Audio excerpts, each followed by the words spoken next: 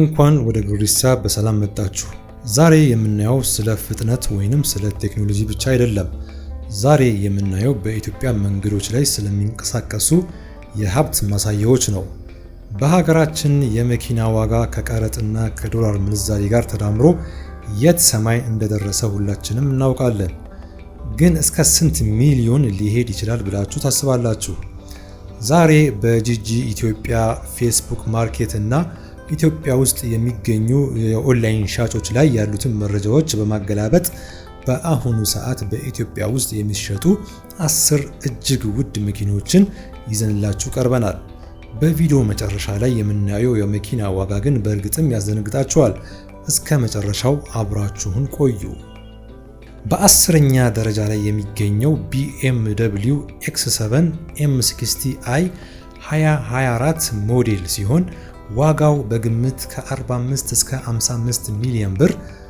ይህ መኪና የጀርመን ምህንድስና ጥበብ ማሳያ ነው።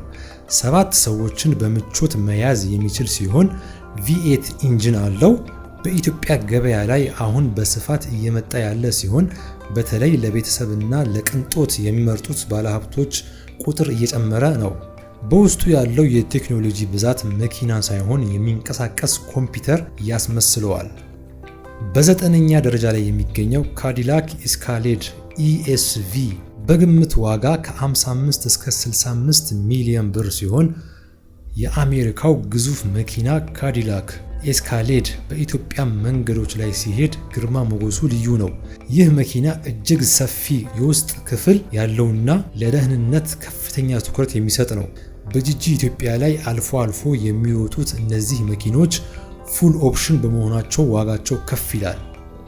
በ8ኛ ደረጃ ላይ ያለው ሎቱስ ኤሌክትሬ ዋጋ በግምት ከ60 እስከ 70 ሚሊዮን ብር ሲሆን የኤሌክትሪክ መኪና ሆኖ ይህን ያህል ዋጋ ማውጣቱ ይገርማል። ሎቱስ ኤሌክትሬ በቅርቡ ወደ ኢትዮጵያ መግባት የጀመረ እጅግ ዘመናዊ መኪና ነው። ከ0 እስከ 100 ኪሎ ሜትር ፍጥነት ለመድረስ 3 ሰከንድ ብቻ ነው የሚፈጅበት።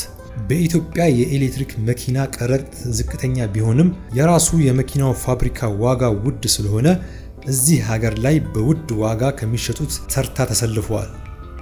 በ7ኛ ደረጃ ደግሞ መርሴዲስ ቤንዝ ኤስ ክላስ S580 በግምት ከ70 እስከ 85 ሚሊዮን ብር ነው የሚሸጠው። ኤስ ክላስ ለብዙዎች የቅንጦት ጣሪያ ነው። በኢትዮጵያ ኦንላይን ሽያጮች ላይ በብዛት የምናያቸው እነዚህ መኪኖች ከኋላ ተሳፋሪው የሚቆጣጠረው ማሳጅ የሚሰጡ ወንበሮችና ፍሪጅ ጭምር አላቸው።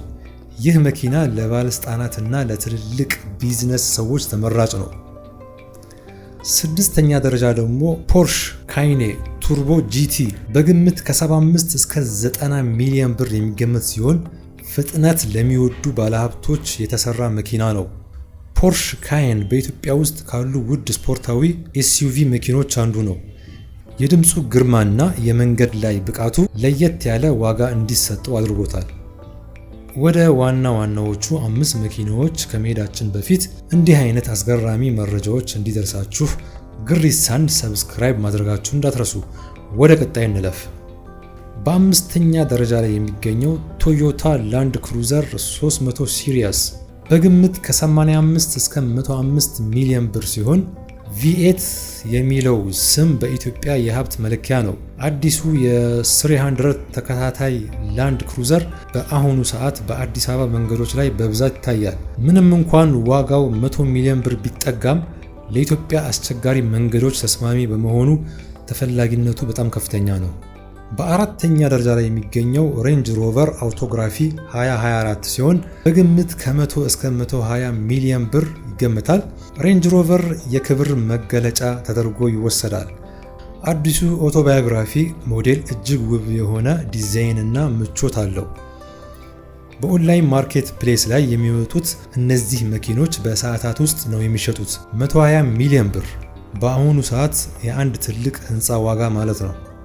በ3ኛ ደረጃ ላይ ደግሞ የሚገኘው ሌክሰስ LX 600 VIP በግምት ከ110 እስከ 130 ሚሊዮን ብር ሲሆን ኤክሰስ LX 600 የላንድ ክሩዘር የቅንጦት መንታ ነው። የቪኤት ሞዴል ከኋላ 2 ወንበሮች ብቻ ያሉት ሲሆን ተሳፋሪው እንደ አውሮፕላን ፈርስት ክላስ ተኝቶ መሄድ ይችላል። በኢትዮጵያ ውስጥ ካሉ እጅግ ውድ መኪኖች አንዱ ሲሆን ለደህንነትና ለምቾት ወደር የለውም። በሁለተኛ ደረጃ ላይ ደግሞ የሚገኘው መርሴዲስ ቤንዝ G63 AMG ሲሆን በግምት ዋጋው ከ120 እስከ 150 ሚሊዮን ብር ነው። ጂ-ዋገን የማይወደድበት ምክንያት የለም። ይህ መኪና በኢትዮጵያ ውስጥ የልዩነት ምልክት ነው። ጥይት የማይበሳው ከሆነ ደግሞ ዋጋው እስከ 200 ሚሊዮን ብር ሊጠጋ ይችላል። በኦንላይን ማርኬት ላይ ብቅ ሲሉ በከፍተኛ ዋጋ የሚሸጡት እነዚህ መኪኖች ናቸው። በአንደኛ ደረጃ ላይ ደግሞ የሚገኘው መርሴዲስ ማይባክ ኤስ ክላስ S680 በግምት ከ140 እስከ 160 ሚሊዮን ብር ሲሆን እና በመጨረሻም የንግስናው ዘውድ ለማይባክ ይሰጣል። ይህ መኪና ሳይሆን ቤተ መንግስት ነው። በኢትዮጵያ ውስጥ ቁጥራቸው በጣም ጥቂት ቢሆኑም ዋጋቸው ግን በቢሊዮነሮች መካከል ብቻ የሚወራ ነው። ከኢትዮጵያ ውጭ $200,000 በላይ የሚሸጠው ይህ መኪና ወደ ኢትዮጵያ ሲገባ ከቀረጥና ከትርፍ ጋር 160 ሚሊዮን ብር አካባቢ ከዛ በላይ ይፈጃል። እንግዲህ በኢትዮጵያ መንገዶች ላይ የምናያቸው የ160 ሚሊዮን ብር መኪናዎች እነዚህ ናቸው። የእነዚህ መኪናዎች ዋጋ እንዲህ የናረበት ምክንያት የመኪናው ጥራት ብቻ ሳይሆን ሀገራችን ላይ ያለው ከፍተኛ የመኪና ቀረጥና የውጭ ምንዛሪ እጥረት ጭምር ነው። እናንተስ 160 ሚሊዮን ብር ቢኖራችሁ የትኛውን መኪና ትገዙ ነበር? ወይስ ህንጻ ትሰሩበታላችሁ? ሐሳባችሁ በኮመንት አጋሩ። ስለተከታተላችሁን እናመሰግናለን። ግሪሳ ነበርን። ቸር ሰንብቱ።